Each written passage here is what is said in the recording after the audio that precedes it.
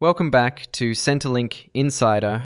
It is late 2025, and if you are watching this, you or someone you love has likely received that heart-sinking letter from Services Australia. The one that says, your claim for disability support pension has been rejected. You are not alone. In fact, nearly 60% of initial applications are turned down, often leaving vulnerable Australians in a state of financial panic. We are talking about a potential loss of over $1,100 per fortnight in vital support. But here is the harsh reality: rejection usually doesn't happen because you aren't sick. It happens because your application failed the translation test. You spoke medical language, but Centrelink only listens to functional language. Today, we are deep diving into the 2026 Impairment Tables. I am going to show you how a 20-point score is actually calculated, why your GP's letter might be useless, and how to fix it. This is about securing your livelihood. If you don't understand these rules, you are leaving life-changing money on the table. Let's clear up the biggest misconception right now. Does having a severe diagnosis guarantee you the pension? The short answer is number. You could have a list of medical conditions a mile long, but if you cannot prove the functional impact of those conditions, you will get 0 points. Services Australia does not pay you for having chronic back pain or severe anxiety. They pay you based on what that pain or anxiety stops you from doing seen. This is the binary trap. Applicants think, I am sick, therefore I qualify. The system thinks you are sick, but can you still work 15 hours a week? It is a subtle but brutal distinction. We need to shift your mindset from proving illness to proving incapacity. If your doctor writes patient has severe depression, that is a diagnosis. If they write patient cannot concentrate for more than 10 minutes due to intrusive thoughts, that is functional evidence. That is what wins. Now, before we get to the points, there is a hidden trapdoor that catches thousands of people in the first few months. It is called the Program of Support requirement. Many of you are being rejected not because of your medical condition, but because you haven't tried to work yet.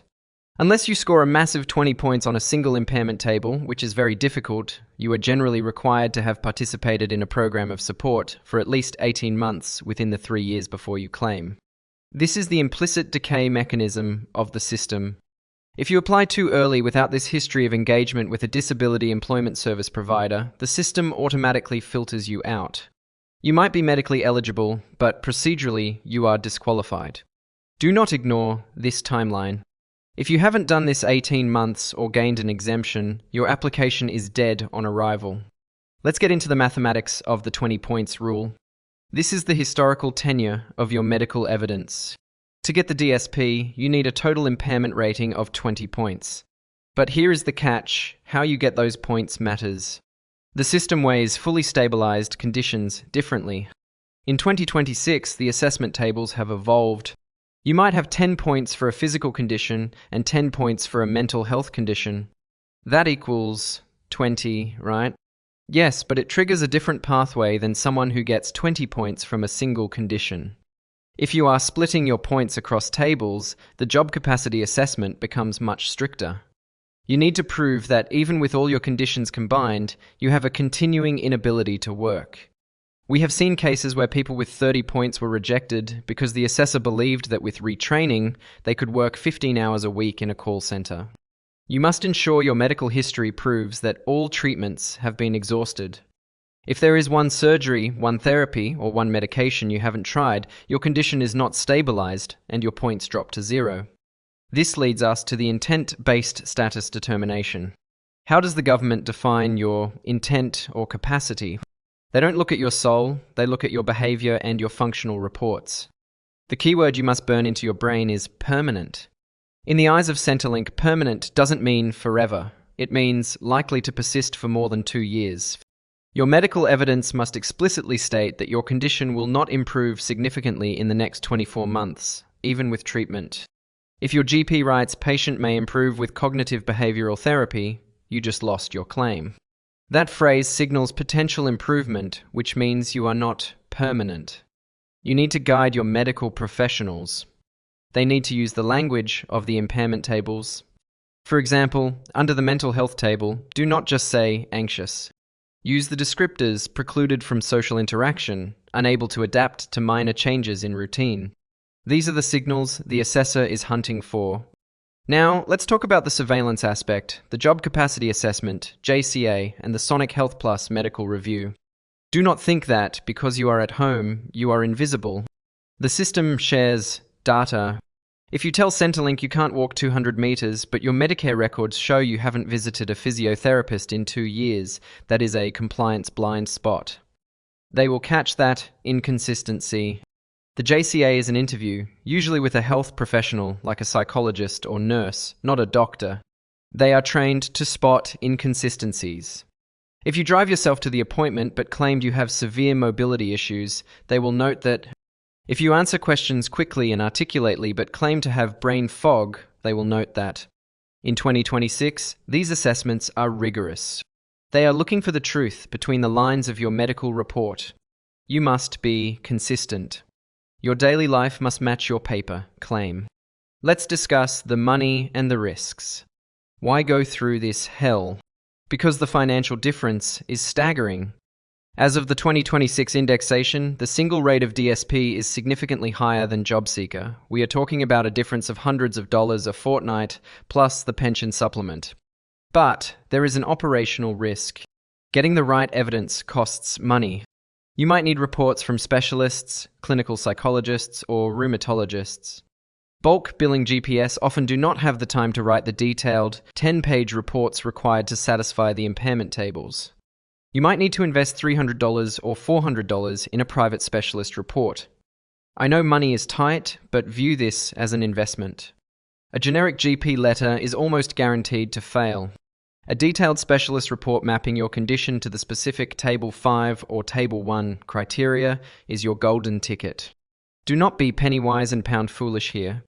What happens if you have already been rejected? This is the reverse process, latency. Many people give up after the first number. This is exactly what the system expects.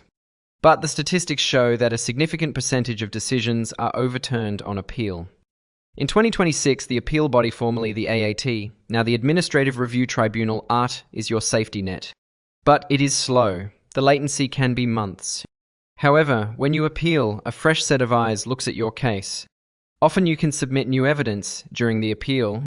If you were rejected because your condition wasn't stabilised but 6 months have passed and you finished treatment, you might now qualify. Do not treat a rejection as a final verdict. Treat it as a request for better evidence. The system is designed to be resistant. Your persistence is the key to unlocking it. It is not just about the fortnightly payment. If you fail to secure the DSP, you lose the collateral ancillary benefits. The most critical one is the pensioner concession card.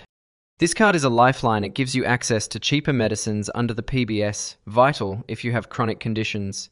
It gives you bulk billing incentives. It provides reductions on property rates, water bills, car registration, and energy bills.